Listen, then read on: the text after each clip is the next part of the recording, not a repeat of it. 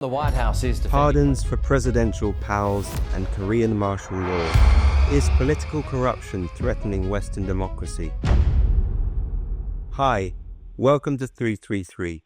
Today, we take a look at the corruption currently at play across much of the Western world. We begin with the United States.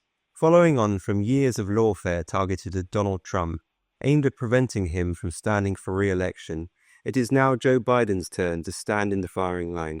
He has received much criticism for officially pardoning his son, Hunter Biden, and now many fear he would extend this to government figures whom the public feels should be subject to the spotlight of proper judicial inquiry, the most significant of these being the architect of US COVID policy, Anthony Fauci. Why would these people need preemptive pardons if they didn't break the law?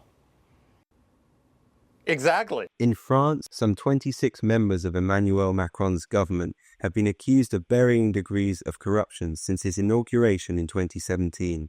In December 2022, eyes were turned upon his own connection to US consultancy firm McKinsey.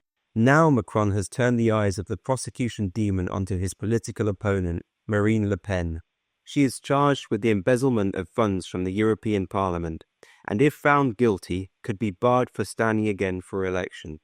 In Spain, June 2021, the leader of the socialist-led coalition released the jailed Catalan separatist leaders and erased their criminal records in order to garner the support of their parliamentary representatives, win the general election of 2023, and have a functional voting majority in Congress. The Spanish king was also required to sign off on the pardons, something he was far from happy about.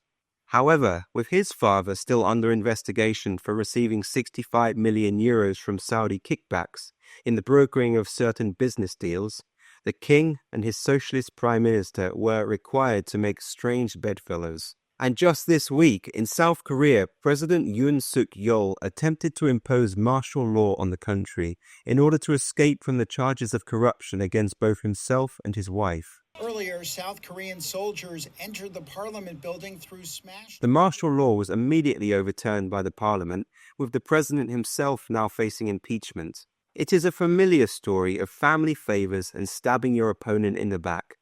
Money and power, always a rotten and unstable mix. But perhaps the most heartbreaking playground of corruption currently operating is that of the Ukraine war.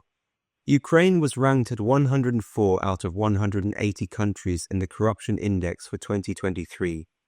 And, leaving aside Putin's obvious criminality, as foreign policy boldly stated back in July of this year, quote, Ukraine is still too corrupt to join the West.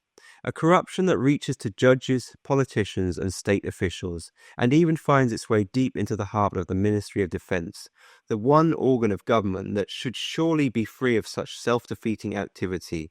Because here it is not just money and power that are at stake, but the very lives of the people the state claims to represent and to protect.